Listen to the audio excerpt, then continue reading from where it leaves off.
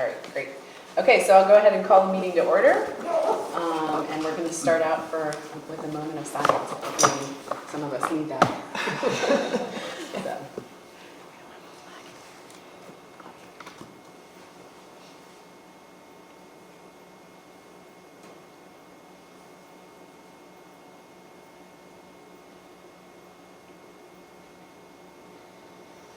Okay, I have asked Rudy to join us, to lead us in the Pledge of Allegiance today. And the flag is All rise.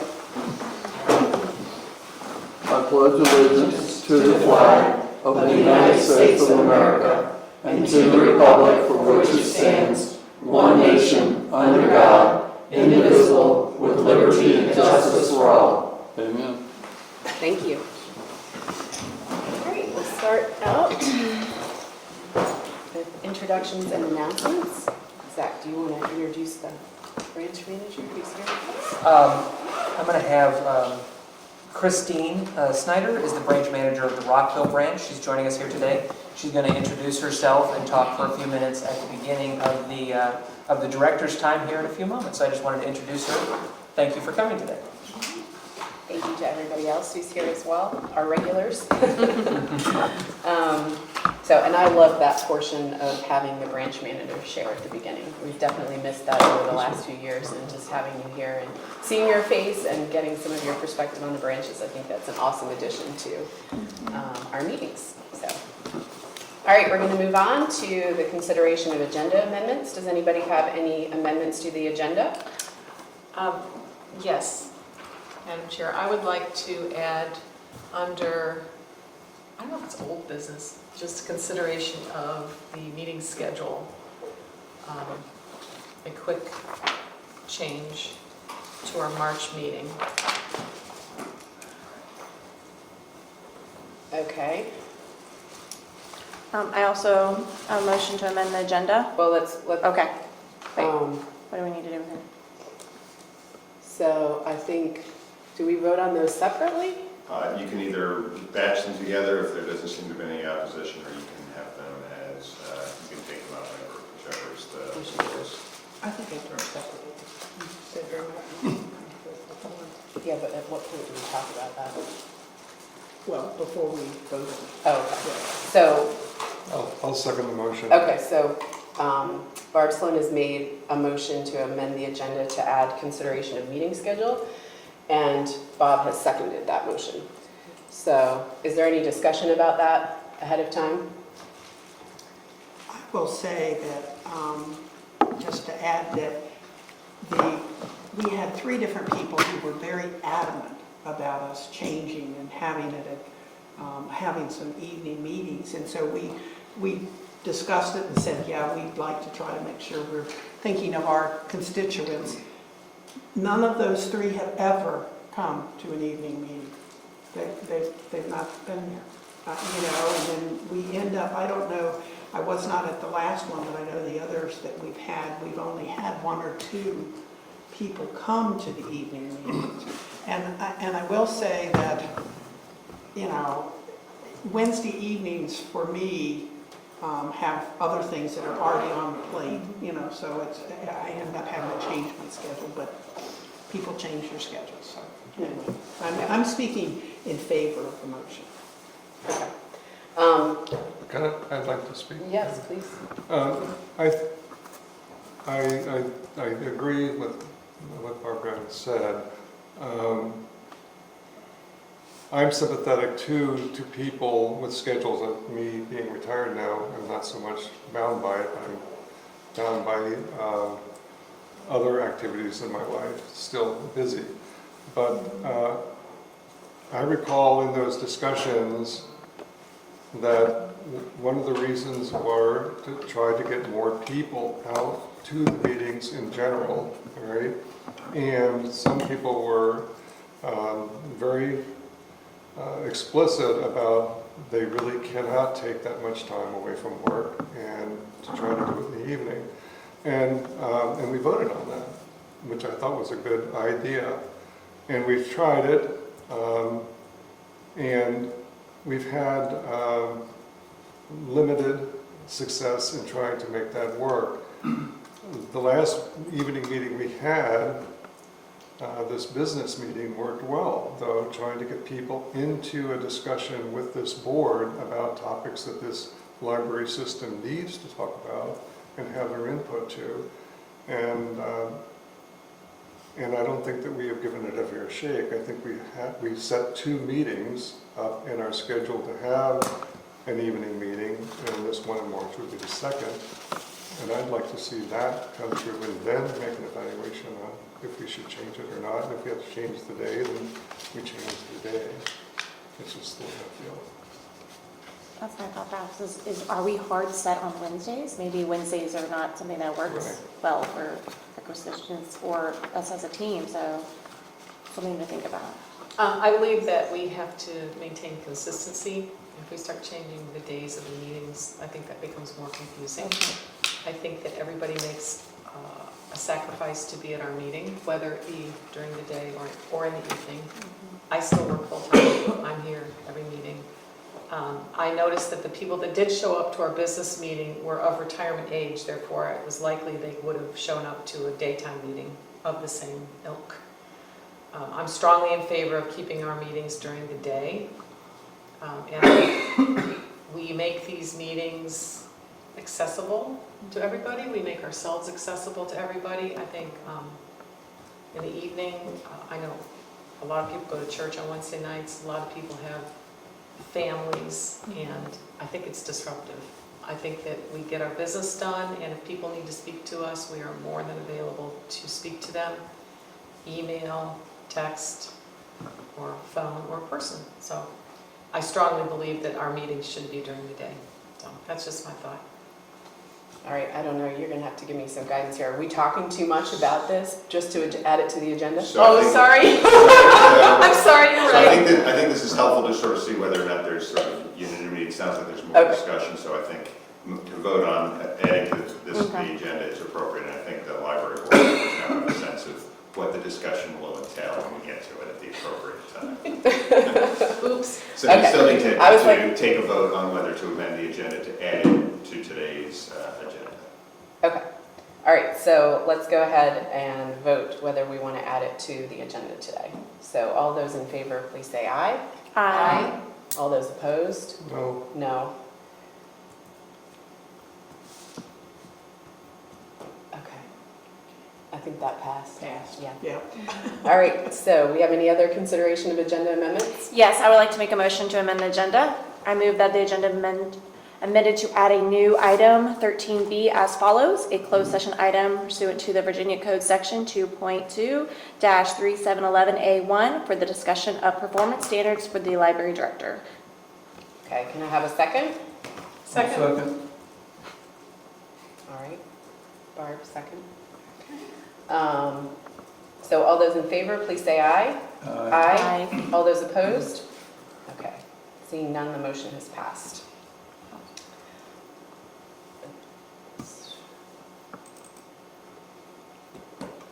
Dennis, do we now need to pass the agenda with those amendments, or have we covered it with those two? If there are no other ones, then normally the library board will then approve the So we would need another motion to approve the Motion to agenda with approve the as two amended. amendments. Okay, do I have a motion? Yeah, so moved. All right, Bob, do I have a second? Second. Thank you, Jody. All those in favor, please say aye. Aye. All those opposed? Okay, it's passed. All right, moving on to the next item on our agenda, we have citizens' time. I think we have any citizens, so we'll move on. We'll skip number 5 as well, board response, and then we'll go on to the consideration of the consent agenda. So on the consent agenda today, we have the approval of the draft minutes from the October 29th, 2025 Board of Trustee meeting. We have the acceptance of the October 2025 Board Financial Report, the acceptance of the October 2025 warrants, the acceptance of the October 2025 monthly deposit record, and the acceptance of the October 2025 fund schedule. I have a motion to pass the consent agenda. I'll move it. Thank you, Ms. Young. Do I have a second? Second. Thank you, Mr. Johnson. All right, is there any discussion about the consent agenda? I have a question. Yes, sir. On the budget report, 2025, 2026,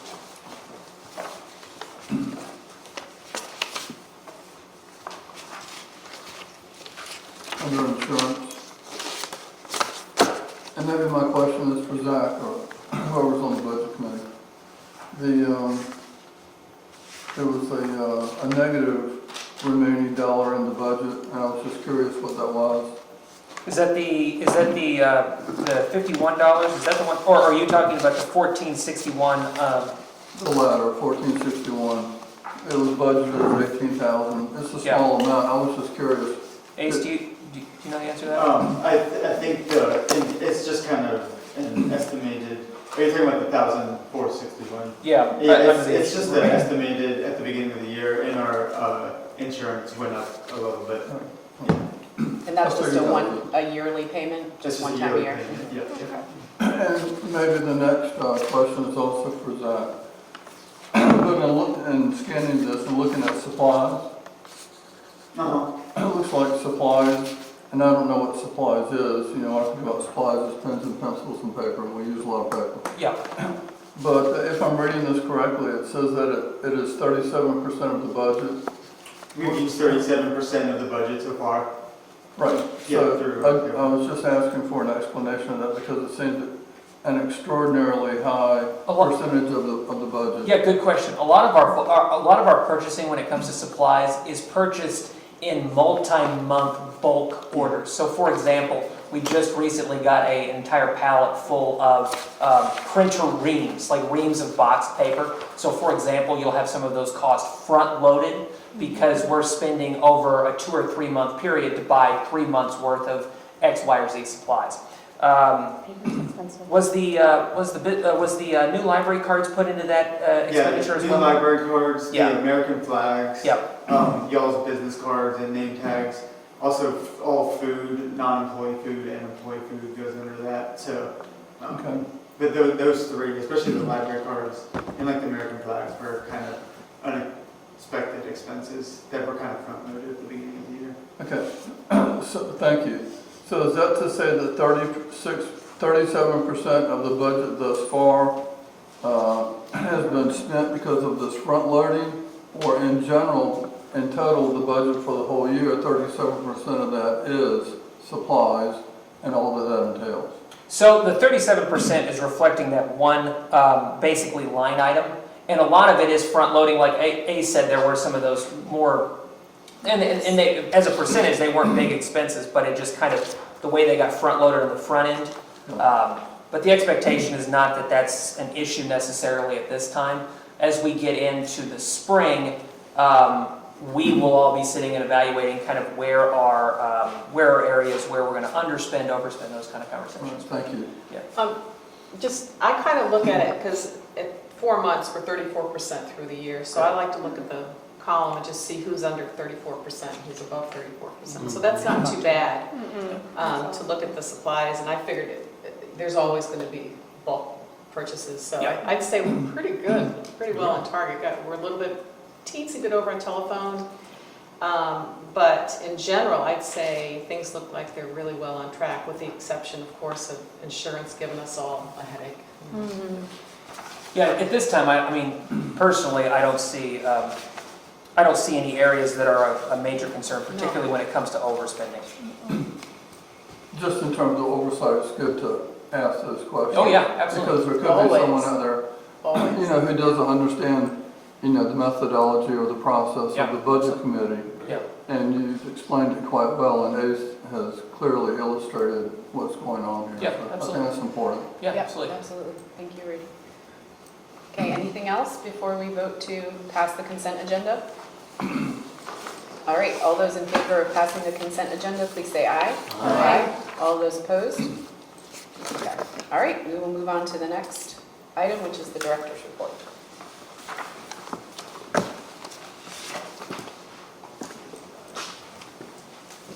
Thank you very much. I'm going to turn over a few minutes to the branch manager of Rockville Branch, Trustees Meeting. Good morning, everyone. Good morning. I'm Christine Snyder, as he said, the branch here at Rockville. The Rockville branch has always been a product of our community. The Rockville branch was first run in a little yellow house that was here, and it was run by the Rockville Women's Club. And then our local philanthropist, Mr. and Mrs. Cochran, where of course we get the name from, provided the funds to build the building in 1985 and again to expand and renovate in 2005, which means we should probably have another refresh. With all these changes, we still do have patrons who will come in and say that they remember visiting the little yellow house. And we have patrons new to the area, and we also have a lot of people who came for story time when they were little, and now they bring their own kids. And this was actually the library I visited as a child, and now, of course, I work here as the branch manager. Everyone who works here, whether they grew up in the area or not, they really feel like they have been accepted into the Rockville community, and we're all very invested in its growth. Of course, in my own biased opinion, it's the most charming of all of the branches. We have, I feel like, a lot of character. It's very cozy, and we have a lot of people say this, that it feels quintessentially like a library when they come in. Of course, we don't have as many programs as the larger branches, but we enjoy devoted patrons who we know by name, and in many cases, we get to watch them grow up. Unfortunately, our adult public service specialist, Jean Klingman, will be retiring next month. She's really raised the bar for the quality of our programming, displays, and patron relations. She's been here about 5 years now, and then she was also here previously for 2 years, and then there was a break. So 7 years altogether. She's especially known for her various arts and crafts programs, and she also in the past year launched a successful Mahjong group, and that continues to grow and prosper. We can only hope that any replacement we find is even half as creative and dedicated as Jean. Upcoming, we have Jean's final program, which is a wrap-a-thon to help everyone start wrapping gifts for the holiday season. And we also have a couple youth programs. We have an indoor snow day and a teen craft unit where the teens are going to be able to make gifts for the holiday season, which was a program that they specifically requested. We are open to community needs and desires always, and we always try to provide the best the library can offer. So I hope to see you all visit in the future. Thank you. I have one quick question. Of course. Is the little yellow house still standing? I believe it was on this It was on this property? property, Oh, okay. so. we Yeah. do have a picture of it in one of the study rooms in the library, though, if you're interested in how it looked. Okay.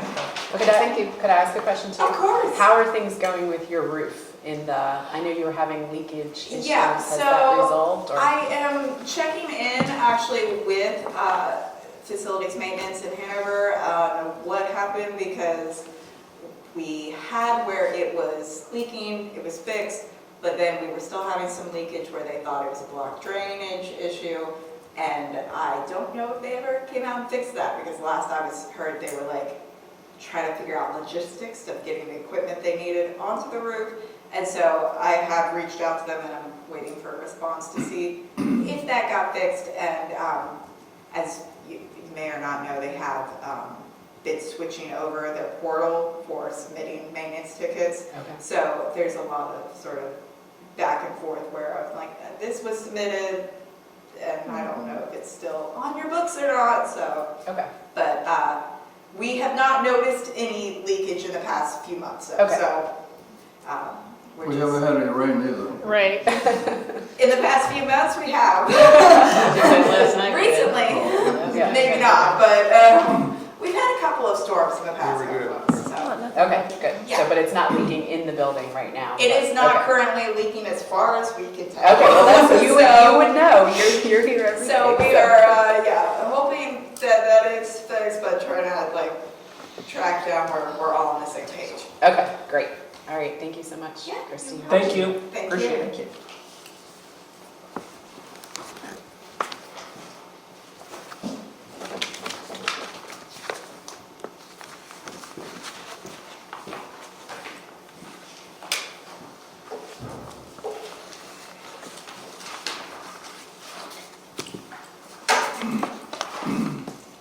Okay, thank you all.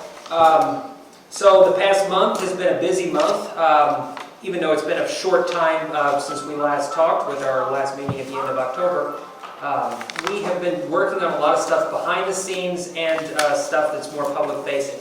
A couple of things I talked about in the narrative is we're currently working on a website refresh. There are some federal ADA standards for websites going into effect at the end of April. So we're trying to time this so that our refresh of the site will also adhere to the ADA compatibility requirements that are coming down the pipe. A couple of the things we're working to do, add in some new key features. We're trying to do a mobile-friendly interface. If you use your phone in front of you to log into our website, it's not a great interface. So we're making sure that whatever our new site is going to be, it's going to be a mobile-friendly site.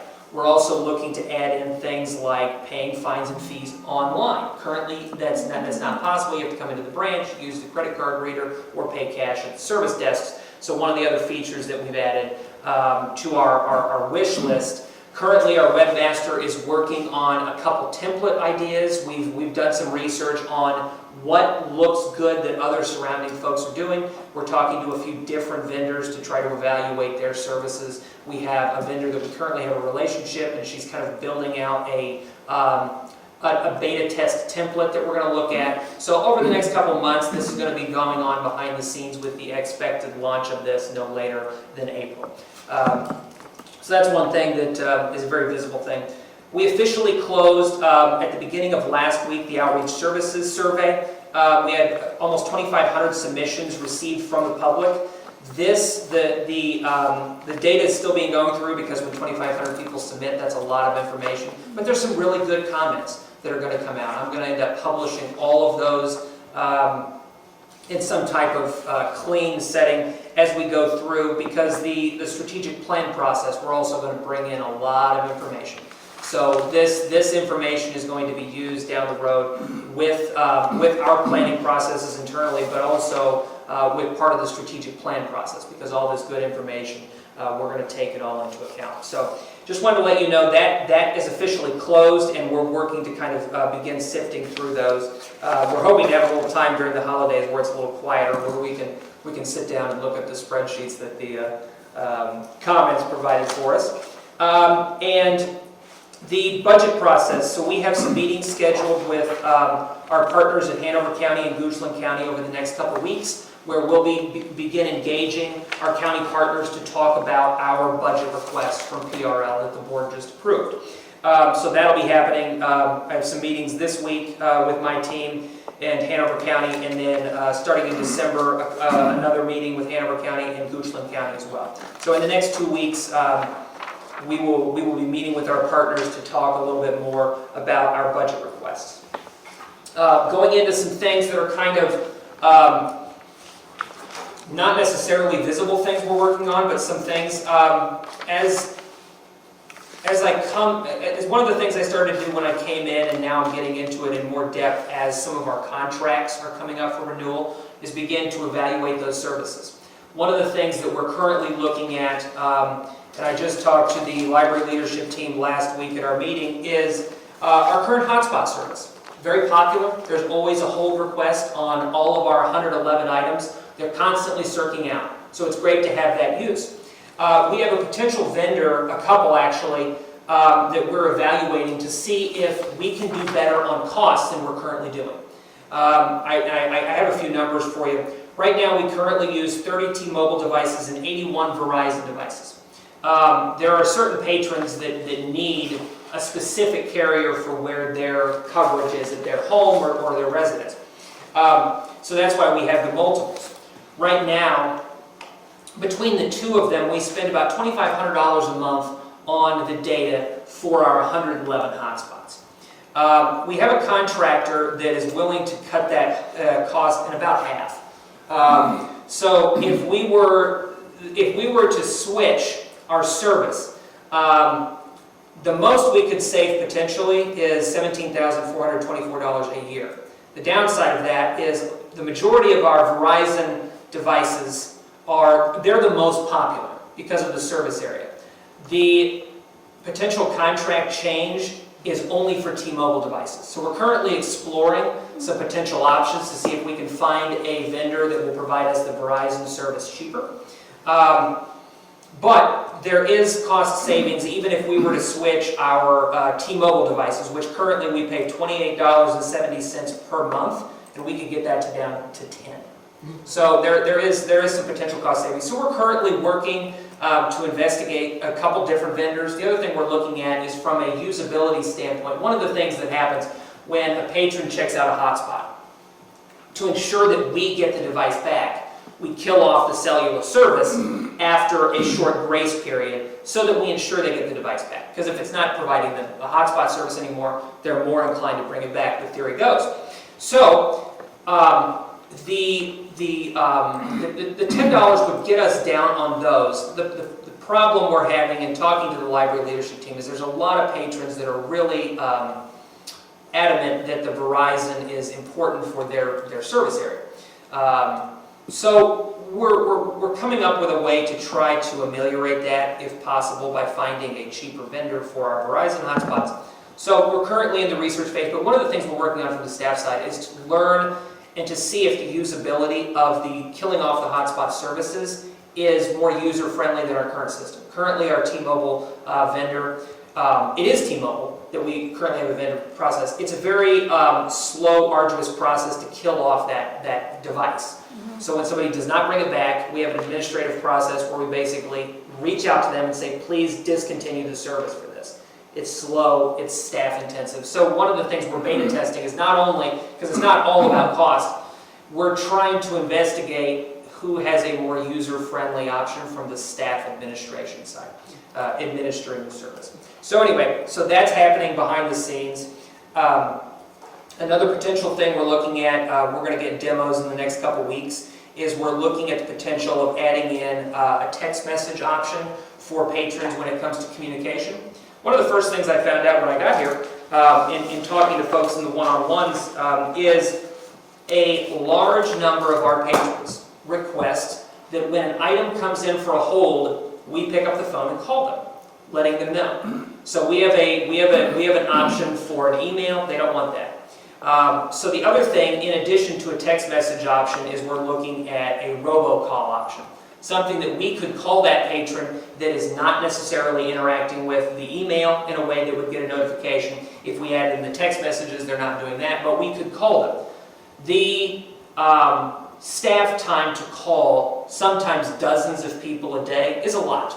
And they've expressed interest in the potential of getting away from that. Mm-hmm. This is a way for us to continue to call folks, so we're not necessarily getting away entirely of calling folks, but it would just be not done with a person picking up a phone and communicating that way. So we're exploring a couple different add-on services potentially to better communicate with patrons. So we'll, over the next month or two, we'll be continuing to demo and investigate some of those things. A few updates on technology. We're working on purchasing new internal servers. I've discussed this before with the board. The systems engineer is currently working with Dell to get quotes for that. So we'll be back. We'll be back with that. Our goal is to have those in place by the end of the year.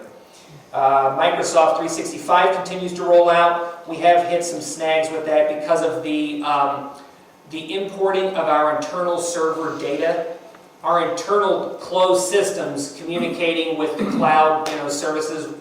So our systems engineer has had to work closely with the Microsoft team to make sure that everything is transferring over. It's been a slower process than I would have liked, but that continues to move forward. We had one of the supervisors of the board in Hanover County brought to us a constituent complaint about the slow packs at the Mechanicsville branch and the fact that we do have some new ones identified. They just haven't been installed yet. So I'm working with the systems engineer to get over there and install new public access computers for the branch, for the Mechanicsville branch. So that'll happen by the end of the month. You guys talked about the roof leak, so that takes that away. We have discontinued, we've removed from our site the mobile printing service temporarily. The service has been down for some level of time. We have identified a fix. However, we have to install the new server hardware before we can actually install the fix. Because of the size of the file, we do not have the space on our current server. So once the new servers are installed, we will be able to put the fix on and change out the service. So currently, one of the services that's we've scrubbed it from the website, and the staff have been instructed to not let people know until it's back up online. Because there's nothing more frustrating than seeing you can do something, but then coming in and they're like, sorry, it's broken. So we've temporarily removed that from the website just to make sure that we're not accidentally promoting people coming in looking to use that service and not being able to. The director's office will be welcoming a marketing specialist. She's an internal staff member. She currently works as a library associate from Ashland. She's going to work through the rest of this fiscal year on a limited basis with the director's office to assess the marketing needs across the system. She's a marketing professional before she came to the library, so we're happy to have her internal expertise. Her official job title when she's working in the director's office will be marketing specialist, and currently our term with her is through the fiscal year. So just wanted to let you know about that addition. And then finally, as I work to wrap up here, and then I'll show you some statistics for the month. I got a great patron letter. I get patrons reaching out periodically, letting us know about something, but this one is exceptional. And because we are here in Rockville today, I wanted to address the Gene Klingman, as Christine mentioned, is retiring shortly, but I wanted to notate this. Dear Mr. Roberts, I'm writing to express my sincerest appreciation for the exceptional work of Gene Klingman, the adult programmer at the Rockville Library. My wife and I participated in an art class led by Gene. The experience was nothing short of transformational. Jean's dedication to her craft and her students was evident in every detail, from the thorough structure of the class to the hands-on guidance she provided each participant. Her commitment went far beyond our expectations, ensuring that every student not only learned the artistic skill, but felt empowered and encouraged through the process. Jean's passion, patience, and professionalism created a welcoming and enriching environment. It's rare to encounter someone so deeply invested in community learning, and we feel fortunate to have benefited from her expertise. I hope the library system will recognize Jean's outstanding contributions and consider offering more classes like hers. So I just wanted to share that note from one of the patrons about one of our team. Okay, I'm going to move to the screen here. I have a question. Yes? One of the things that you mentioned was the ability to turn off their services with these hotspots. Yes, sir. On and off. And how arduous the process was working through the administration, calling, setting it up, waiting, next step, next step. It's been a while, but I remember when the kids were on our cell phone service, if for some reason the teenager was doing something untowardly, and we said, look, that's it, we're going to turn off your cell phone service for a week. It seemed like an eternity. You could literally go on the website, go to the device, and just say, temporarily turn off the service. I mean, I could do that. Yeah. I didn't need to call Verizon or Sprint at the time and say, I want to block this temporarily and be on hold and work through a phone tree and the whole bureaucratic mess. Yes. So ideally, my thought, I'm sure you're on top of this, is whatever software or whatever service is provided, that's something you can do on this days, where you can go into any given hotspot, which is like another cell phone, and the patron is not being compliant, well, that gets blocked, boom. Yep. It took about 60 seconds total. Yeah.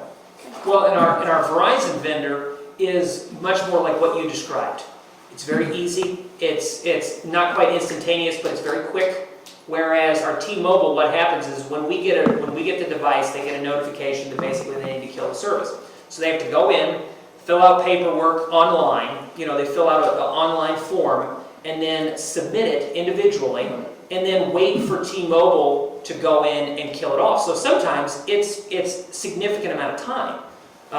Not necessarily days, but I mean, if it takes the majority of a day to kill off service to something, and you add that up over dozens in a week, you know, it's a significant time. So that is part of our evaluation process, is when we're looking at the potential of adding in a new vendor, we are investigating from the staff side, what is the workload on the back end to administer the new service? Because, like you said, there are easier options that have been out there forever, so it's just us identifying those and making that part of our evaluation process. What percentage of people don't return? Like what? I don't have that answer. Okay. Yeah. Just I curious. was supposed to say, is it there like a fee that they get when they don't return them? No. Why not? Well, We do that with books, I so mean, would we not? we have a grace period, right? Right, And so it's killed off at the beginning of the grace period. So as long as they turn it in, I mean, they can still get a fee, like a late fee. right. But But is if it it's 10 in- cents per day like it is for a book? I was just about to ask that Okay. question. It's not any different than anything else, The right? one thing that's different with the hotspots is because Maybe it's change like that. a book, you'll accrue overdue fines. The hotspots will go lost after like 5 days. Okay, And then you get charged the $30 for the whole hotspot. Okay, So if you return it back, you're only accruing actually like 5 days of 25 overdue cents. fines, unlike a book where it goes up to $5. Just because it has to go lost in the system in order for us to cut it off. Mhm. Quick question about T-Mobile. Since they merged with US Cellular, have people noticed any increase in service? It's Think funny, that's- it's funny, part of my conversation with the library leadership team, because they also bought Sprint, you'll remember. Yeah. So in the last couple of years, they've dramatically increased their service area.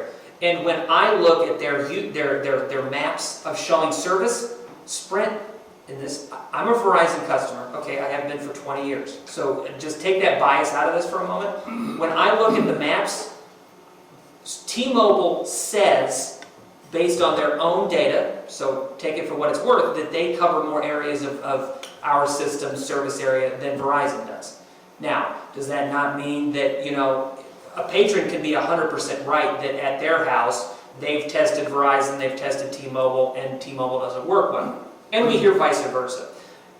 Is it potentially that it's old information that they tried That's T-Mobile what I'm thinking. 3 years ago? Yeah. It is possible. That's what I'm And thinking. I kind of made that point too. I'm like, you know, over the last 3 years, T-Mobile's There's a been totally big different changes. company. Yeah. Yeah. So I just wondered if they don't really know. They just Yeah. assume that Verizon's better, but they don't really know. Yeah. I mean, So- can you locate which areas only use Verizon? Or like which branches it's, I mean, I'm sure we can, because there are two different records in the integrated library system. So I bet we could dig out and say, okay, what libraries are using these, or where are they searching from? yeah, We could probably do that. I think we should. It wouldn't be perfect because you're trusting on the fact that that library that's checking it out actually correlates with that area. And you know, it could be a travel thing where, okay, Atlee's just convenient on my way to work, but I actually live, you know, somewhere else, like out here. So it wouldn't be perfect, but it could give us something. But wouldn't you be able to see who checked it out and like where their location is through their library card? Like you have an idea of like their address or like, hey, I'm in Beaver Dam or I'm in Goochland? We could, Because I would like to see which locations are strictly Verizon and see if there is a huge call for the Verizon. Because if it's like a 2% of our population, I mean, yeah. Well, like part of our thing though is 80%, almost 80% of the current hotspots are the Verizon hotspots. Okay. So we have so heavily skewed it that way anyway. okay, It's probably, you know, I get what it you're may saying. not be representative because just of the fact that the majority of our devices are the Verizon. My initial thought is if we're going to, we could switch everything over. We could do something in the middle where we kind of equalize the number where it's more half and half. And then that would create more savings from those T-Mobile devices getting switched over. Okay. Or we could leave it the same. So those are kind of our three options. And we've not decided anything yet. I'm trying to identify somebody that will give us the Verizon service for under the $21 a month that we're Right. currently paying. right. That would We be- appreciate you looking into this Yeah. issue. Yeah. Like this was something that was on some people's minds and appreciate you Yeah. taking it on. So, Yeah. thank So- you. Okay. Move over here.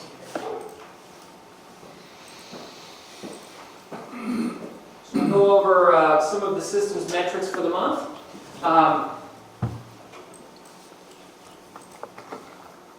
The month of October, we had 34,585 visits for the month. You see our year-over-year number. We're about 0.1% down. Our circulation for the month, 55,000 and change versus last year, 61,000. Now this is reflecting, this is not including the King William data, so this is independent of that.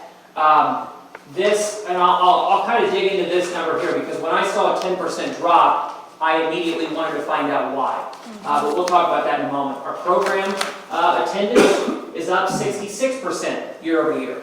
We'll talk about that one as well. New library cards, down about 1% in the month of October. We added 419 new library cards. And our computer sessions, 2,800 and change, up almost 10%. So there's our numbers. So when I initially saw, and you'll recall from last month, the statistics, our year-over-year drop for circulation was 1% last month. So effectively, a very small number. The circulation number, though, when I saw 10%, I wanted to find out why that was. In my investigation, there is not a good explanation for all of it. There are small things that we did, that we changed, that explain a piece of it. So, for example, last October, the Montpelier branch was opening. So there was a period where they were closed. However, if you look at the Montpelier branch's year-over-year stats, they're up from last year. So if there was any effect from the Montpelier branch being closed, it was relatively small. We did have the changeover in the reduction of our digital content. That explains a portion of this. In looking at the raw numbers, it's about 20% of this drop is explained by the reduction in our digital content. The other possibility is we internally, staff, when they would do staff displays previously, this is a recent change that we did in the last 6 months or so, but we allowed staff to basically request items from other branches, which had the unintended effect of basically counting in those stats, because when they're requesting things, they're checking it out, those kind of things.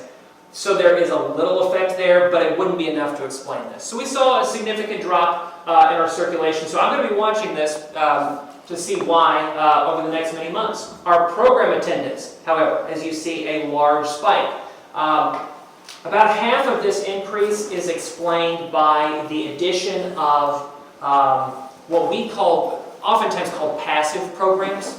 Basically, when we have an activity that the kids can take home, they can do in the library, we count that as a program statistic. So last year at this time, we did not include passive programs as part of our statistics for our programming. We do now. The last several months, we've seen big increases, and a portion of that time, it is reflected here. But we're still seeing year-over-year increases very dramatically in our programming numbers, which, as you just heard from the letter I read from one of our patrons, a lot of folks are only engaging with us in the programming aspects. There's a lot of folks that are not coming in to use the library services in the traditional sense, but they are engaging with us in our programs. We're still working on being able to record our Wi-Fi sessions. We hope to do that in the coming months. So that's all I have for this portion. Are there any questions? Do you think the reduction in hold time has affected circulation at all? In that people aren't getting there in time to get their books, or is that people taking that pretty well? I mean, I don't know that I would be hard-pressed to find that is a significant portion.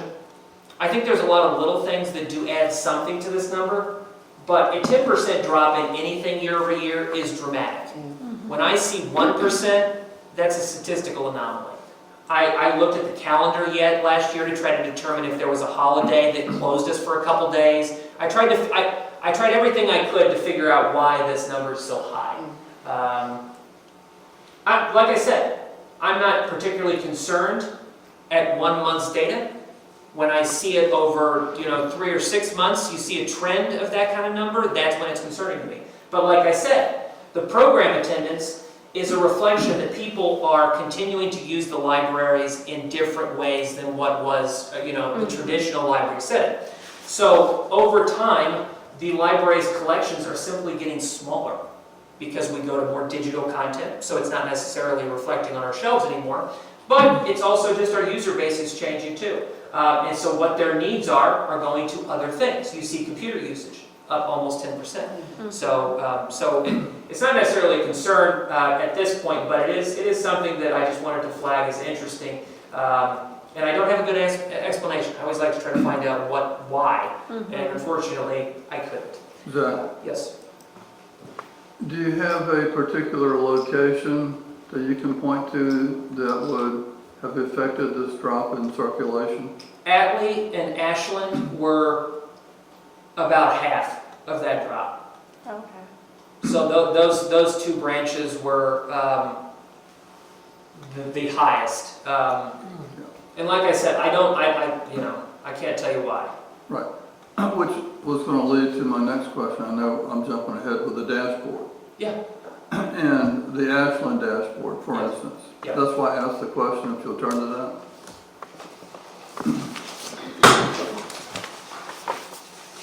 Which fits into exactly what you just said, Atlee and Ashland. If you just look at the very first section of the dashboard, Ashland, which is on page 2, every metric is in the negative, Yes. except computer sessions, which Yeah. fits into the digital explanation. Yeah. But every statistic here speaks to why. Yeah. What's going on, and we could go to Atlee as well, but in Ashland, of all places, Yeah. which is a very dense location, you actually have people living around the library. The whole town of Ashland, and a large percentage of Hanover is around the library.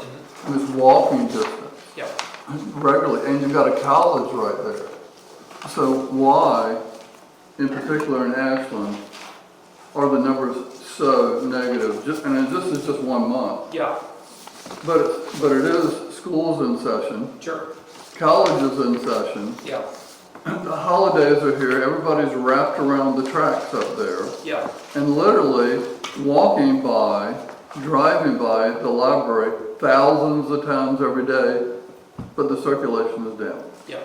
Well, but like you said, it's not just the circulation, it's other metrics as well. So And, it's and, and people for whatever reason, aren't necessarily coming in. Because like you said, program attendance is down, library card usage is down. the computer session is down as well? No, it is up there. Okay. Now here's my personal view on this. 1 month's data is not necessarily a reflection of a problem. Now I say that, and we look at the number and we say, ooh, yikes. But I mean, last month it wasn't like this. You go back and look at the September. So it will be curious to watch. There is the interesting effect in libraries. If you have a large program 1 month, you can draw in 2 or 3x the number of people because of whatever that program is, and you get the increased, runoff effect of people checking out while they're there. Stacy's now 5 years old. Let's go get her a library card. Those kind of things that carry on when you have a big event. So it's literally possible where if you just had different programming last year that spurred the number, you could have that drop-off effect because of that kind of thing. I don't know that's true, but I'm just telling you, I've seen that enough in my career where it is possible that. So all of these numbers here, outside of the branch-specific numbers, will be interesting to watch. And as we get more and more data, particularly as we get into just having Goochland and just having Hanover in the regional agreement, so as we have these consistent numbers, sometimes it's hard to pull out data like the digital stuff. That's hard to pull out from our King William Post. So year over year, that is a change. And we can pull out the branch statistics very easily, but sometimes the way the statistics are formatted, it doesn't cleanly add up. If you ever look at our statistics, you'll be like, those numbers don't add up. Well, it's because it's including a super secret invisible line that you don't see there in the number. So it's a little complicated. So this number that you showed us for circulation includes all circulation, digital and Correct, print. correct. The ones for the individual branches, when you show us circulation there, is that It is, print and overdrive that you're showing us? that's all, right? Yeah, because we Yeah. can't divide out Hoopla, Magster, all of those. We do So- have at the very end of I saw the. Jamie had a little Yes. chart in there too. That is at the very end. Okay. So you'll Yeah. actually see the digital content metrics Yeah, at the end of the monthly reports. But like you said, it's not broken out from the numbers on the dashboards that you're reading. right, so all of those, Hoopla, Canopy, Magster, which is, Correct. I don't know, 9,000 roughly. It's all in there. Those are not in the branches, but they are in your overall total. No, they are in the branch numbers. The Hoopla, Magster, and the ones that we can't divide by branches, those are in the branch totals? So when you're No. looking at these numbers here, that is including everything that's served at the branch, but also the digital content that their patrons are pulling up. All or just overdrive? Is it? Just Okay. Because overdrive's the only one you guys can put by branch, right? Okay. So there's a little bit of information missing and, Yeah. yeah. And I think overdrives are, Biggest if I remember, yeah, it's pretty significantly bigger than everything else. Yeah. Yeah, Um, Natalie. I The only reason I know that is you go I just have over a here and comment say, about, "Oh, like, when I was really?" looking at these statistics, It's so big in the writing. and I saw the drop in circulation, where my mind goes is, okay, But it was we're in missing. budget season, and we're gonna That's be true. talking to the supervisors, and when they see these statistics, is that a problem? I thought, well, no, maybe we can tell them that with the addition of an outreach person, they will bring in more people, bring in more special programs, have that runoff effect you just spoke of.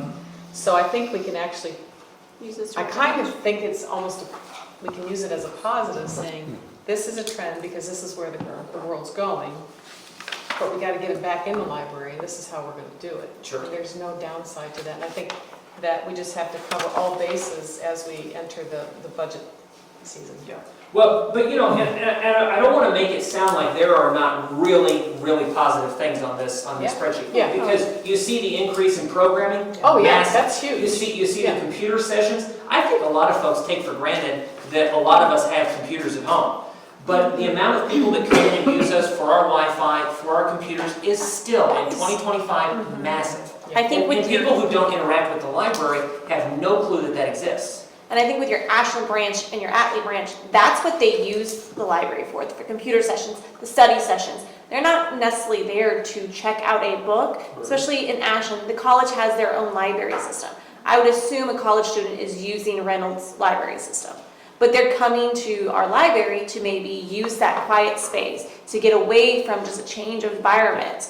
So you can see that. And then again, Atlee is very more kind of mainstream in a sense. They're more updated. They have the access, all those computers and stuff. I just think the needs in the areas are just so different. And the funny thing is too about the branches, and this is not necessarily universal, but I predict it probably is. Different, if you just walk into a building and you say, it's slow in here, wait 2 hours. Like for example, a couple weeks ago I spent the entire day at Atlee, and I was in the Crenshaw room for most of it, and I got there, they opened the doors, first couple hours, fairly quiet. I could see everything on the second floor, I could see the stairs downstairs from where I was sitting. By the end of the day when I left at 5 o'clock, there was not an empty table in that entire building, there were people all over the place. So it's not... You can't get a you study can't room there take- after 5 And that o'clock. goes with statistics too. You can't take one snapshot and say this is a representation. It is so just all-encompassing and it changes constantly. So, I mean, Atlee after 5 o'clock, you cannot get a study room. totally. And in a table. Yeah. Every bench and table and chair and, quiet place is totally consumed in there. And that's not unique to them. No. They're not the only ones that have that, need for space. I mean, you go into the other locations, you're going to see a similar type of thing. So, I have another question. yes. On page 103, it looks like Atlee, and we talked about adding Atlee at the top, so it's considered. The stuff that's now online has all been updated. Yeah, The stuff that's going to be for the public. that's not my question. Oh, okay, sorry. Go ahead. That's okay. All right, so if you go to the last sentence of the page, 1 of 3, it says we have several more programs scheduled for the DML. Digital Media Lab. So that's the room right there that you see in that photo. Right, perfect. It's the next part that I want to make a comment on, including an intro to genealogy as well as more programs with school. So I immediately thought about your vision that you discussed the previous board meeting. Yep. And the vision that you had for the second floor Yep. of Hanover Yep. and its family history, genealogy, Yep. and I thought, if possible, wouldn't this particular event be perfect located at Hanover? With all of the resources right there that you literally can reach out and touch.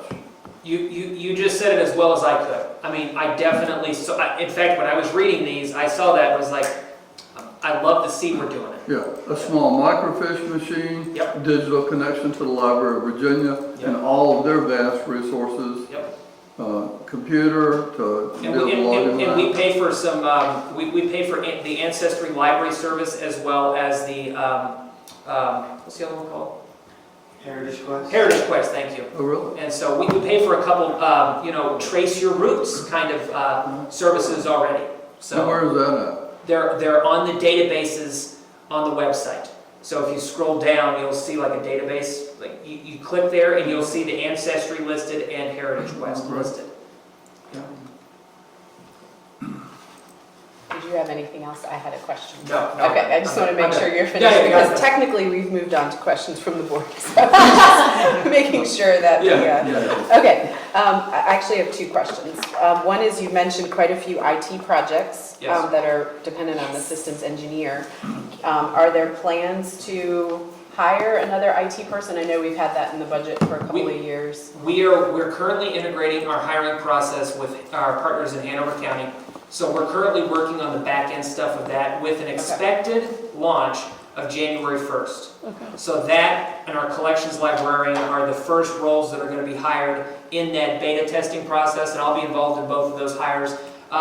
Just to feel out the new system, to go through it administratively, and to make sure that everything goes smoothly.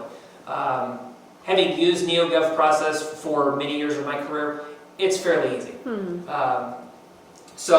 Yes, we are going to hire for that come the new year when we are fully integrated with the folks in Hanover.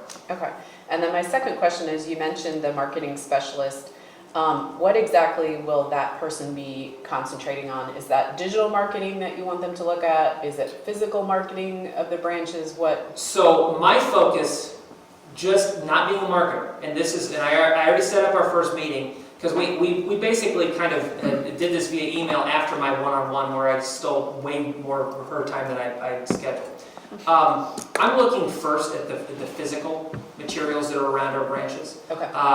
There's some really great, and I have a stack sitting in my office on my desk of promotional materials and how some of our neighbors do it, and all of you that have been in Rico and Chesterfield and other places have seen some of the materials. So my view is the physical stuff is important because it's going home with folks. However, I'm not the marketer, so part of the reason I'm bringing her in is to hear what she thinks. And the first meeting is we're gonna go on field trips to assess how we are currently doing things, because I'm sure, having spent many years in the profession, she'll see things that I didn't even see. So my hope is to just kind of take the temperature on, from her professional opinion, where are we? And then I have a list of things that I'm like, please, give us alternatives to these things that we're currently doing. So to some degree, it's not been fully fleshed out, because I want to hear from her more and kind of have that marketer's eye put on the entire system. And having worked in the system for several years now, she has an advantage of she knows how things work, and she kind of has that inner eye that I hope to take advantage of for at least a little while. Okay, Yeah. great. Yeah, it's wonderful that you found somebody internal who has that experience and are using it in a way other than what she was hired to do. So I think that's awesome. Yeah, absolutely. So, and also love to hear about the library website and working on refreshing that. So Yeah. great, we've got a lot of things going on. Yeah. So thank you. Thank you. Anybody else? All right, then we'll move on to legal counsel updates. Good. I know we have an item later that I'll be discussing with you all. I don't have any formal updates. I do want to just let you all know, you probably have seen in the newspaper, the General Assembly is going to be coming in to town soon. Part of my role with Hanover County is that I serve as a legislative liaison to the Board of Supervisors, so I usually monitor legislation. If there is anything that I think either directly or indirectly involves the library, my plan is to reach out and let you all know about it, and make sure Zach and his staff are aware of it. If you hear of any legislation or anything, feel free to reach out to me. I usually, if I don't know the answer, I can get you more information pretty quickly, but I do want to make sure that that is something that you all know that I can be helpful with.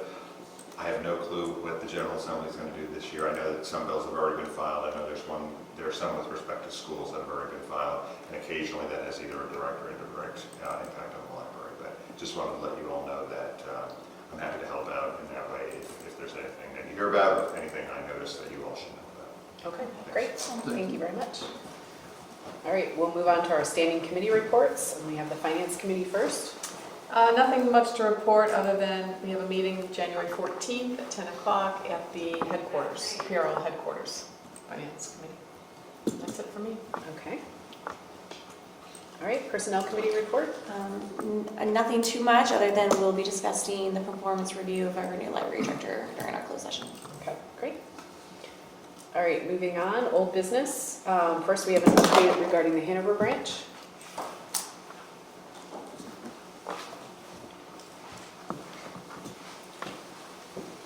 Fairly brief update. I talked to Dana Fox, the Director of General Services at Hanover County yesterday. She let me know that they're currently working to identify a contractor for remediation of the Hanover basement.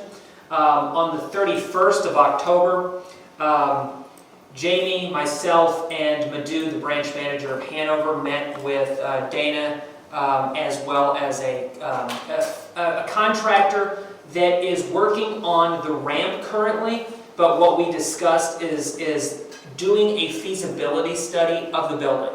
Mm-hmm. If we need to do major work to remediate the problems of the basement, the foundation, other places that there's potential issues, my thought is to potentially refresh the space, at least the furniture, maybe the shelving, maybe others. So what they're doing is basically coming up with options and ideas for that space. If folks haven't been there in a while, I encourage you to go. It's a beautiful little building, but it really hasn't had anything new in a long time, and it's due. And so my view is there's a potential for us to kind of work on the space while it's being worked on from our partners at Hanover County. So we met with that contractor, and we hope in the next couple of weeks to get more information on the potential of them working on the feasibility study and the timeline of the ramp, neither of which we have firm dates on, but they are currently in progress. So there's several projects that are currently in the early stages, but nothing firm. No contractors have been selected for the remediation process, but they don't have to go through the formal bid process because of the way they're doing it, but they do have to find somebody that will actually come in and do the work. And right now they're trying to get a few different bids so they can bring those forward. But so currently nothing concrete, but there is stuff in motion to fix up the building in a variety of different ways. Yeah. Are you expecting closure at all for that building? Not at this time. Okay. I mean, there may be, depending on the extent of the remediation process, we may have to do that. And it could be very short, it could be longer. Mm-hmm. Right now, there's so much we don't know. It could be none. Okay. So we just don't know more than that at this time. It kind of depends on what folks will come in and tell us we need to do. Our first goal is to keep the public and the staff safe. So if there's any question, we'll take the staff and move them to other locations, those kind of things. So, yeah.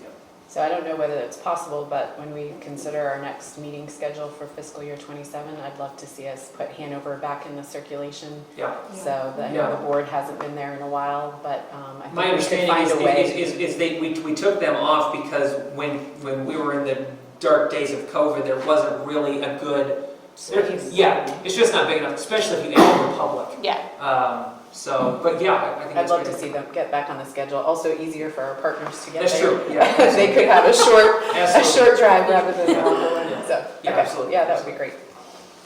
All right, and then moving on, we have the library card registration draft proposal.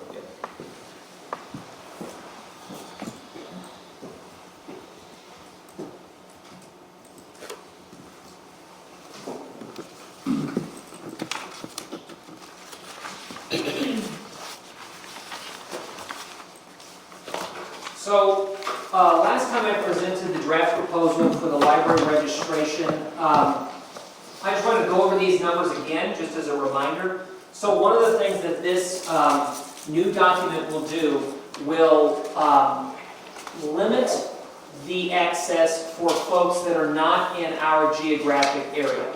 So this will limit the access for folks that are outside of Hanover and Cleveland, that don't currently work or attend school in our service area.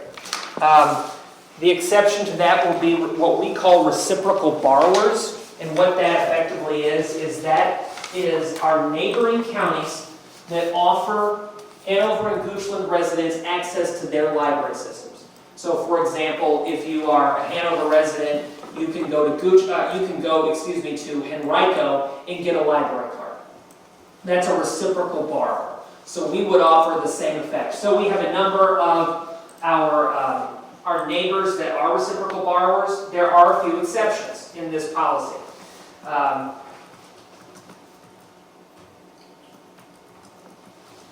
These are the most affected populations. Now, King and Queen and King William are currently embargoed. So as the embargoes are lifted, that's where these numbers would come into effect, is where these would be affected populations. Our community, the Montpelier community, has a lot of folks that use the library from Louisa County. Because of the accessibility from the county that they live in, because the county line is very close, so they would be the largest population that would be affected by this change. The Jefferson-Madison Regional Library District, I've talked to their director, and they're not capable of giving our patrons reciprocal borrowing access.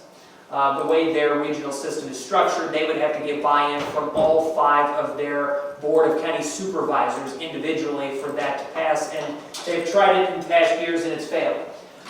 New Kent is the next highest population, 485 folks. We have, give or take, about 450 folks that are from other areas in the state that are not contiguous to Pamunkey. So those are some of the affected populations by this change. They would be able to still get access. One of the changes in this is they can buy in an annual membership for a $40 flat fee. And that membership is, it's calendar year. So, it's year of purchase, they get 1 year of access. That includes all of our digital materials as well as the entire physical collection and everything else you can get that Pamunkey offers. Are there any questions from the board about the draft? So I just have a question. I know you said that you would introduce these new fees when they come up for renewal. So let me clarify what I meant by that. Okay. These folks, Louisa, New Kent, other Virginia, out of state, anybody else, they currently have a card. Every 3 years our cards expire. So we're not going to affect anybody that currently has access. We're not going to go in and globally shut them off. But what we will do is, as they expire, the rules have changed, and now they have to pay membership. They have to pay the $40 as an out-of-area resident if they want to continue having access to Pamunkey's materials. So that's basically what I meant. So we're not forcing them to pay today. There's no expectation that they need to change anything going forward until their card is up for renewal. So I noticed you didn't mention King and Queen or King William. So What's the plan with them? King and Queen, starting the new year, this would go into effect January 1st. Okay. King and Queen will be off embargo January 1st. So King and Queen County residents will be able to buy access Okay. like anybody else that's not a reciprocal borrower. King and Queen and King William are both run by the same private entity, and that private entity does not give reciprocal borrowing rights to neighboring jurisdictions ever as part of their doing business. So those two counties will never be able to get reciprocal borrowing access under their current structure. But their residents, as they come off embargo, will be able to buy in at the out-of-area $40 a year rate. Okay, so there's no waiting for anything to expire with them, it will just be an automatic? We If they wanna will continue. globally, right now there are no access Right, cards, okay. so they can't get anything. But going forward, the other thing we did recently, based on some conversations I had with staff and some patrons that I was talking to, we went in and expired the King William and the King and Queen folks because we found that they were still able to actually access some of our services that we didn't realize. So we expired them out so that way we could close some of the little loopholes that we found. So these folks will all be able to, as of January 1st, be able to come back in, and because their cards are expired, they'll be able to buy access immediately. Great. Okay. And I just did a few calculations because I was curious. So this is almost 6,000 total in the affected population, Yeah. right? And Yeah. so if we're looking at, like, they all 6,000 stayed and paid $40 a year, that's $240,000. So that's a significant. And the reason we came up with that number is it's not us being, Hanover and Goochland County in 2023 paid $38 a resident effectively. So assuming that there's some level of inflation, we're not asking any more than our county partners are giving us to fund their resident service. So we're basically asking for an at-cost fee of what it costs Hanover, what Hanover and Goochland is paying in, that's what we're asking. We're not asking for anything more. So, Yeah. Okay. Do we have an actual written, we have it here, I know, Yeah. but do we have an actual written list and what it means when we have a reciprocal agreement? I mean, is that written down anywhere? there are jurisdictions that have long ago, I've talked to some people who've been here, including Jamie here. I'm not aware that anything exists that anybody knows about. Doesn't mean we didn't do it, but it just means it's been lost to I was history. going to say, I've never seen one, and I Yes. think it might be good for us to put something like that together, that, we could, what it means to be a reciprocal partner and who qualifies. Some of the potential downside, I will just share. Okay. With other jurisdictions, the more you have in writing, the more they can nitpick it. I'll give you an example. Because I just got personally nailed by this. Loudoun County, Virginia, is one of several that is doing this currently. They have formal reciprocal borrowing agreements, just like an MOU, with the neighboring surrounding counties in Northern Virginia.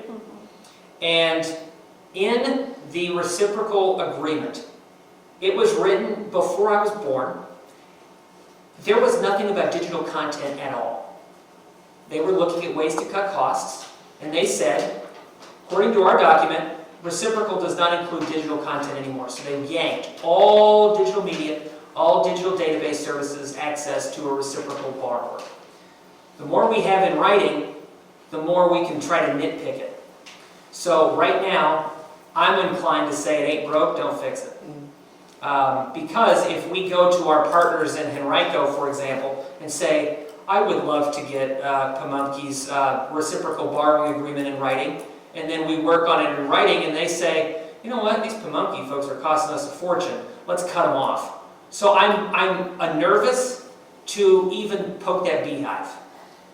How did we select who we have the receipt? Their geography is They touching touch us, and then what I did is I investigated all of their borrowing policies to see if they allowed access to our patrons or not. Because we touch King William, right? We do. So, but we're saying that they won't, they'll have to pay Well, that's LS&S. It's who's managing. But like, but Okay. And Kent Louise is saying- and Louisa touches this as well. Right, So right. so the way basically I identified those reciprocal borrowers is reciprocal means I get something, you get something. Gotcha. So they give our patrons access, they're included. If they don't give our patrons access, they can still get it, but they're going to pay. Pay for it. Correct. Gotcha. Yeah. That makes sense. Okay. Is King and Queen also run by LS&S, or are they independent? They're independent, I think. They're independent county? Yeah, Okay. they Okay. did it through their county. Zach, is Henrico and City of Richmond represented here? They are on the draft policy as one of the reciprocal Yeah, they're reciprocal counties, yes. Counties. So is Powhatan, That's it. yeah, Chester. Caroline, Chesterfield. So Correct. their numbers aren't in this at all? No, this is those folks that are gonna lose access. I didn't include anyone on this. Who has access? Yeah, because they're gonna keep exactly the same. Yeah. These are only the ones that are kind of those that are going to change because of this potential policy. I just wanted to give you a representation of those that will be affected. Do you have numbers about that? Just how many Yeah. Henrico people Let me have go access? back, Yeah. yeah, because I got, Oh, yeah, that you showed that. yeah, and that's it's a small little print hard to again. see here, Okay. but this lists out all of the counties we currently have kind of, so you see Henrico about midway, Okay, yeah. so almost 2,000. Mhm. Okay. Almost 2,000 folks from Henrico currently have a reciprocal access card from us. Okay. Yeah. Okay, interesting. Thank you so Yeah, much. yep, I yep. love all the statistics. Yeah. It's hopeful. Yeah.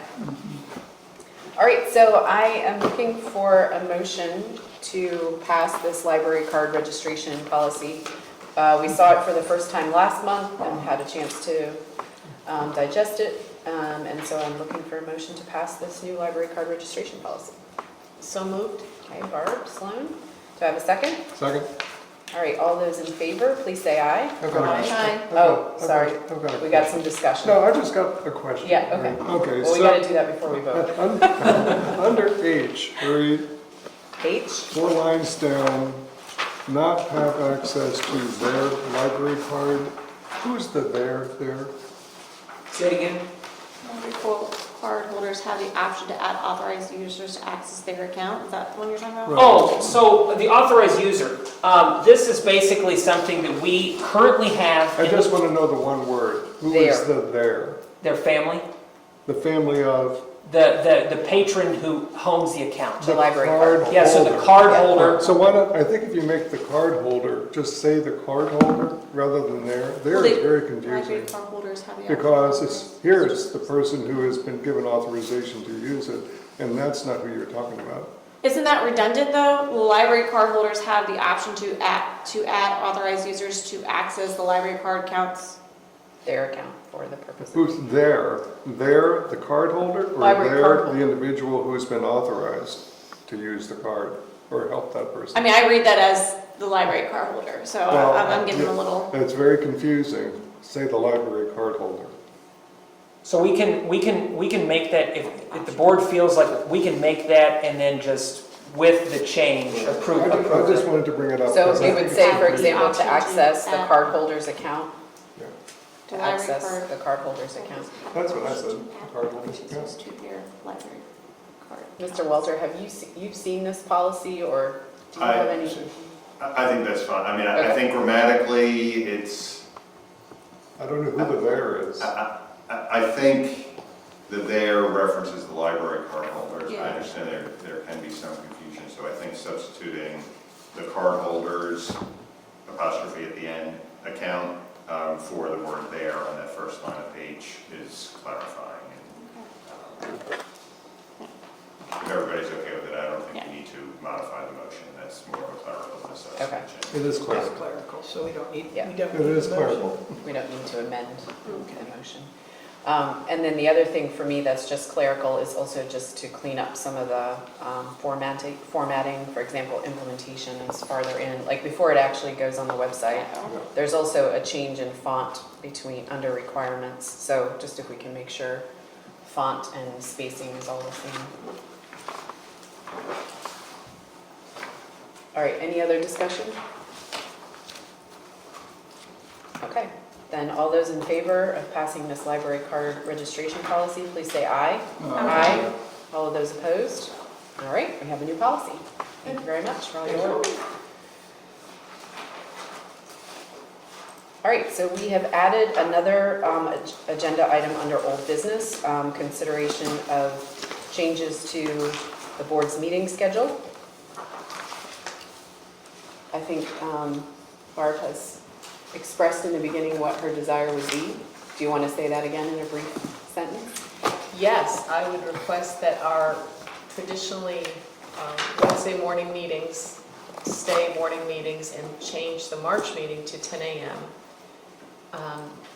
I would say that the exception to that could be town halls, community gatherings, etc., which do lend themselves, I think, to evening gatherings a little bit better. But for our business meetings, our 10 o'clock meetings on Wednesday mornings once a month, I would propose that we stick with 10 a.m. with the option to have evening meetings for town halls and other such library-related gatherings. Okay, is there any other, would you like to make that motion? I'd like to make that motion. Okay, great. Do I have a Yes. second? Second. Okay, thank you, Rudy. And so discussion. Does anybody have anything else to add to the discussion besides what was shared at the beginning of the meeting? Okay, seeing none, I will add my thoughts about this. I would like to see us consider a change to the meeting schedule when we set FY27. We have already set this meeting schedule for this year, and I'd like to keep that rather than moving back and forth. That would be my perspective. Evening meetings are not great for me. You all saw me bring my 2 sons to the last one. So it is disruptive for the family, but because we made that promise at the beginning to the public, I'd like to continue it for another time and then reevaluate when we get to the FY27. The other thing that comes into this is we have changed the actual date of the meeting because we moved it to the evening to March 18th to be able to accommodate the Hanover Board of Supervisor meeting. So we've also already made an adjustment to the actual day. And so from my perspective personally, I would like to keep it as is through the end of this fiscal year and then evaluate again at FY27. I'd like to support you in that. I think moving a meeting that was agreed to in a formal meeting of this board within the year doesn't look very, very good for us as a board in making that kind of a decision to begin with. I don't want to be looked at as somebody being willing to change things alone. I think waiting until the next year is certainly, I think, a responsible way to handle that and then change it. Another thing is that Zach and the board have encouraged us to have an outreach initiative. Why not try to let people know that we would like them to participate more in the evening if that's what's stopping them from participating at all. And maybe this new individual that you're bringing on board can take that on as an opportunity over the next few months to see whether somebody's willing to do that. And the other thing with some of these communication tools I mentioned earlier in the director's report, I mean, there is the potential that if the board feels like pushing out like notifications, you know, if over time we want to globally say, hey, just a reminder, you know, the board meeting. So we could potentially explore that. Yeah, we meet twice a year. We would like to see you. Yeah. I will say these are all good points for the calendar 26. So I would say that I would certainly like to look at the revisions for 27.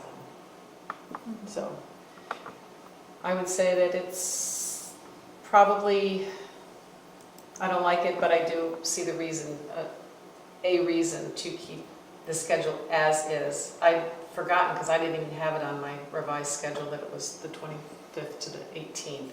I had it one place and not the other, so. Yeah, we moved it already. I'm once always this year. hesitant to move too many things Yeah, around, so. Yeah, that's more Okay. my thinking too. We've already like made adjustments and I just want to, as a board, I want to be just responsible to the public to have our set schedule and not keep making changes, so. Okay, are we changing the motion? Yeah, I would withdraw it then. I would just withdraw the motion and we'll just keep the schedule as is. Well, do you Can I do wanna- that? Or you could change it and say that instead of making this change in March, that we would like to explore this change for next year. And that keeps it, Going. Yes. you know, keeps Alive. us, Okay. Alive, yeah, Yeah, that so we know. moved. Are we all right, Dennis, here, or? As long as there's somebody seconds. Okay, do I have a second? Do I have a second? Whoever seconded. Second. Whoever seconded the original you motion, okay if they're with the okay with the changes? modification. then Did I there's do the no original? I issues. don't know. No, yeah, Rudy did the Rudy second. seconded that. so. Okay, so the change to the motion now is that we will review changes to the evening meetings when evaluating the FY '27 meeting schedule for the board.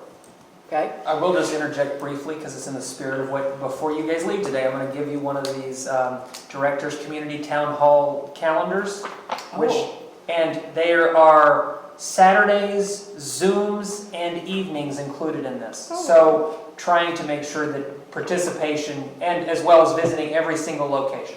I didn't talk about that today because I haven't put it up yet. I wanted you guys to have the first, before we put it up later today. But just FYI. So, Okay, great, thank you, thank you. in the spirit of that. Okay, so all those in favor of that motion, please say aye. Aye. All those opposed? Okay, so the motion passes. We will evaluate that again when we come to the FY '27 meeting schedule. All right, moving on to new business, we have the contract renewal with Ann Shaver. There's a copy of her contract included in the board packet. This is a contract that we renew yearly with Ms. Shaver. She is our CPA who has helped us with auditing work, and as we heard last month, she's done a lot of work on behind the scenes, especially the new Gatsby procedures and things like that, helping the library kind of grasp what that means for our entity and to incorporate those into the audit. Is there anything else you want to say about Ms. Shaver, or did I sum it up well? She's definitely amazing. She's amazing. All right, we're lucky to have her. Very lucky. So the board needs to go ahead and approve this new contract renewal with Ann Shaver. Can I have a motion to do that? So moved. Thank you, Mr. Johnson. Do I have a second? Second? Thank you, Ms. Sloan. Is there any discussion? She's really great. All right, then all those in favor of passing the contract renewal with Ann Shaver, please say aye. Aye. All those opposed? Okay, contract is passed. All right, so we're now going to move into our closed session. Do I have a motion to go into closed session? Yes. I motion we go into closed session at this time. The library board is up to 13 on the agenda. I move the board go into closed session as the following, pursuant to the Virginia Code Section 2.2-3711A8. Consult with legal counsel regarding specific legal matters requiring provisions of legal advice, discussion of the Virginia Freedom of Information Act, and pursuant to the Virginia Code Section 2.2-3711A1 for the discussion of performance standards for the library director. Okay, do I have a second? Second? We only need to do a roll call vote out of closed session, correct? Okay. All of those in favor, please say aye. Aye. All those opposed? Okay, we're in closed session. Okay, we're going to go back into open session. Can you read our certification? After closed session and after the chair has indicated that the board is now back in open session, the motion to clarify would be as following. I move that the board clarify that only public business matters lawfully exempted from the open meeting requirements of the Freedom of Information Act, and only such public business matters as were identified in the motion by which the board went into closed session were discussed in closed session. Okay, we need a second on that. All right. Bob, second. Then we need to take a roll call vote. Yes, and I can give Dip that. Okay, Rudy? You can say yes or no, that you agree with, that we did not cover any information. I absolutely agree, you did not cover any information Except for what was in our Closed thing, session. yeah. other than what was prescribed already on It's not here. the Bob? Yes. statement. Jody? Yes. Christy? Yes. Barbara? Yes? and me, yes. Yeah, okay. So we- Okay. All right, do we have any other business? All right, then I'm looking for a motion to adjourn. So moved. Bob, second? Second.